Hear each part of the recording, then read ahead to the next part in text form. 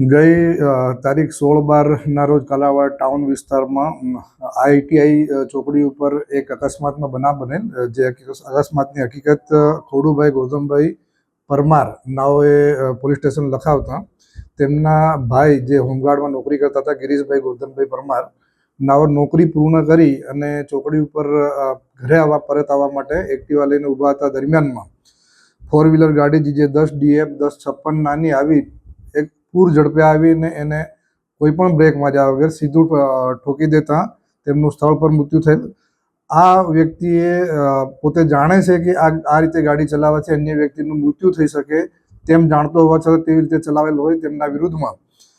BNS કલમ 105 281 મુજબ ગુનો દાખલ કરવામાં આવેલ। ત્યારબાદ જે તે વખતે ચાલક વિરુદ્ધમાં ગુનો દાખલ કરવામાં તેની તપાસ કરી જે તે વખતે લોકલ લોકોએ જોયેલ અને આરોપીની ઓળખ થતાં આરોપી ધર્મેશભાઈ દિનેશભાઈ સોંદરવા નાઓને પોલીસ દ્વારા ધરપકડ કરવામાં આવેલ છે। આગળની તપાસ કાલાવાડ ટાઉન PI હાલ કરી રહેલ છે।